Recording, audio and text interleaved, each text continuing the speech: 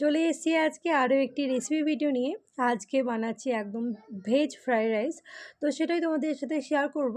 তো এই রাইসটা বানাতে গেলে যে সমস্ত উপকরণ লাগবে সেগুলো হলো গাজর, বিনস, কাজু, কিশমিশ, গরম মশলা, চিনি, ঘি, তারপর গোলমরিচ গুঁড়ো আর ক্যাপসিকামও আর কি লাগবে। তো ক্যাপসিকামটা আনা হয়নি, হাজব্যান্ড গেছে আর কি আনতে। তো যাই হোক, ওটা কাটা বাকি রয়েছে।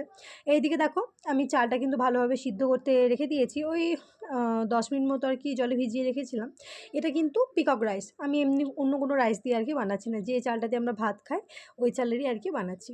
তো এইদিকে দেখো, গরম মশলা দিয়েছি, মানে ওই দারচিনি, এলাচ আর 2টো লবঙ্গ দিয়েছি, একটুখানি লবণ আর তেলও দিয়ে দিয়েছি।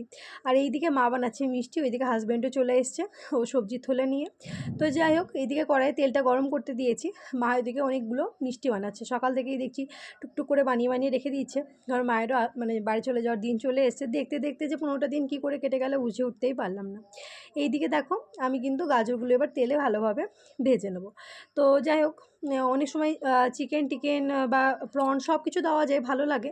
কিন্তু আমি আজকে একটু মিষ্টি মিষ্টি, আমাদের ওই সাইডে মানে মুর্শিদাবাদ সাইডে যেরকম মিষ্টি ফ্রাইড রাইস হয় ঠিক সেরকম বানাবো। তো সেটাই, তার জন্যেই আর কি সমস্ত কিছু দেখো সাদা তেল দিয়ে ভালোভাবে কিন্তু ভেজে নিতে হবে প্রথমে। তো সেটাই করছি। তো প্লিজ ভিডিওটা কেউ স্কিপ করো না, পুরো ভিডিও দেখার অনুরোধ রইল। যদি ভিডিওটার কোনো অংশ ভালো লেগে থাকে লাইক, কমেন্ট আর শেয়ার করে দিও। আর যারা রেগুলার ভিডিও দেখো তাদেরকে তো অসংখ্য ধন্যবাদ এভাবে ভালোবাসার জন্য। আর যারা নতুন ভিডিও দেখছো, আমার এই ছোট্ট চ্যানেলটিকে সাবস্ক্রাইব করে পাশে থেকো তোমরা। তো দেখো, কথা বলতে বলতে কিন্তু গাজরগুলো ভাজা হয়ে গেছে। একটা একটা করে সমস্ত কিছুই এবার ভেজে নেব। এইদিকে ভাজাভুজোগুলো সেরে নিচ্ছে, ওই দিকে কিন্তু ভাতটাও কিন্তু বসিয়ে দিয়েছি। আর এইদিকে দেখো, এই গ্যাসেও কিন্তু ভাত বসে আছে। আসলে আমার ছেলে আবার ফ্রাইড রাইস এসব খায় না, ওর জন্য নর্মাল রাইস বানাচ্ছি। যেহেতু ওই রাইসে লবণও দেওয়া আছে, তাই ওইটা আর কি দেওয়া যাবে না, ওকেও খাবে না। আর ওই গরম মশলার গন্ধ আমার ছেলে একদম নিতে পারে না। তো সেই কারণেই জন্য ওর জন্য আলাদা করে রান্না করছি, আর আমাদের জন্য আলাদা। তো যাই হোক, কথা বলতে বলতে সমস্তটা ভাজা হয়ে গেছে। ওই এক হাতে ফোন আর এক হাতে এই গাজর তোলা খুব আমার জন্য খুব মুশকিলের কাজ। তো যাই হোক, ভালোভাবে তুলে নিতে হবে, কারণ তেলটা একদম গরম হয়ে গেছে, নাহলে পুরো পুড়ে যাচ্ছে আর কি। তো যাই হোক, সমস্তটা তুলে নিলাম। আর না, আমি প্রতিদিন ভিডিও দিতে পারছি না। আর যেদিন দিচ্ছি হয়তো রান্নার ভিডিও দিচ্ছি, ডেলি ব্লগ এমনি দিতে পারছি না।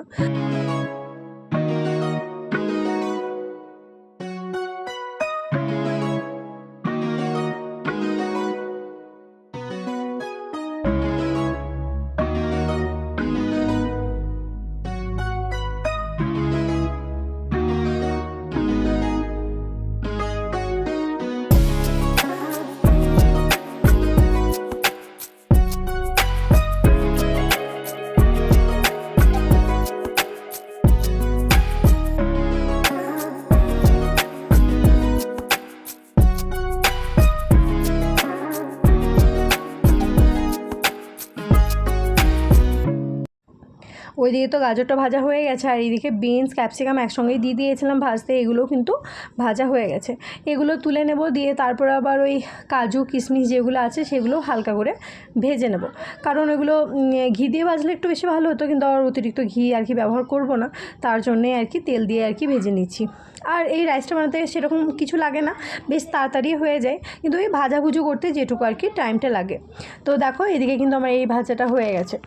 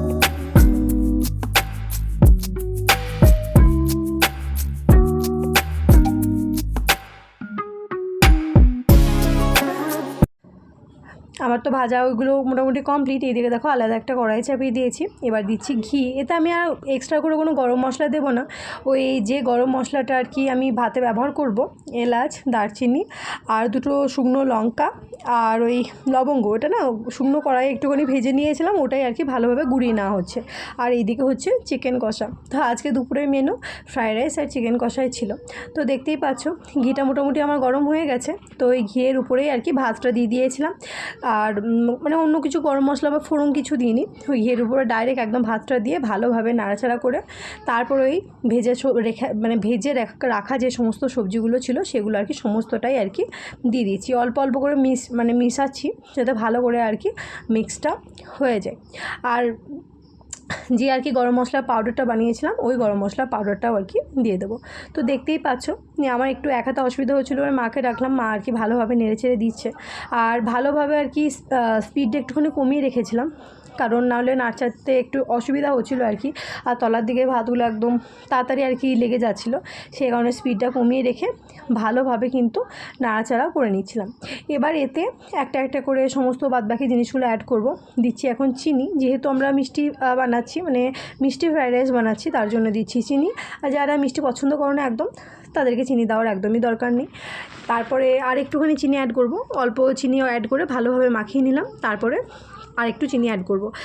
যাদের মনে হতে পারে যে গোটা চিনি গলবে না, সেটা কিন্তু ভুল। গোটা চিনি কিন্তু অনেকক্ষণ মানে ভালোভাবে গলে যাবে, কারণ ভাতটা আর একটুখানি আর কি হবে। আর এই দিকে দেখো না হয়েছে গোলমরিচের গুঁড়ো, আর কেউ কেউ ওই চিনি গোটার পরিবর্তে গুঁড়োও কিন্তু ব্যবহার করে। আর এইদিকে আমি গরম মশলার গুঁড়োটা, মানে যেটা গরম মশলা পাউডারটা বানিয়েছিলাম সেই পাউডারটা আর কি আমি দিয়ে দিলাম। এইদিকে একটুখানি ওই গোলমরিচের গুঁড়োটাও দেওয়া হয়ে গেছে। তো যাই হোক ভালোভাবে কিন্তু মিশিয়ে নিতে হবে। এবার দিচ্ছি লবণ। আমি ভাতে যেহেতু লবণ দিয়েছিলাম, তাই এখন লবণটা একটু অল্প দিলাম। তো মোটামুটি রেডি হয়ে এসছে। এবার ভালোভাবে নাড়াচাড়া করে নিতে হবে। লাস্টে একটুখানি ঘি দিলেই একদম ঝুরঝুরে ফ্রাইড রাইস রেডি। তো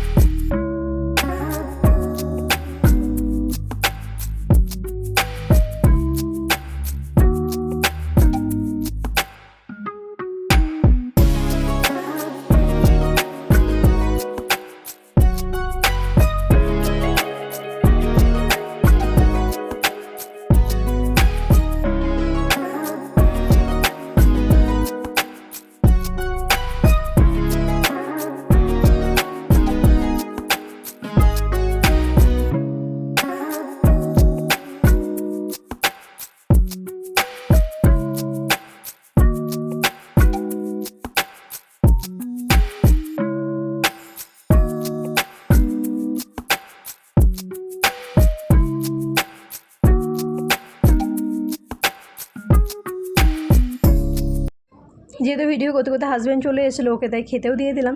দেখতেই পাচ্ছ কতটা পরিমাণে ঝুরঝুরো হয়েছে। আর আমরা যে চালটা পিকক রাইসে বানিয়েছি, চালটা সরু আর একটু ছোটো ছোটো, মানে অতিরিক্ত লম্বা না। তো যাই হোক, কেমন লাগলো ফ্রাইড রাইসের রেসিপিটা অবশ্যই কিন্তু কমেন্ট করে জানিয়ে। সবাই ভালো থেকো, বাই।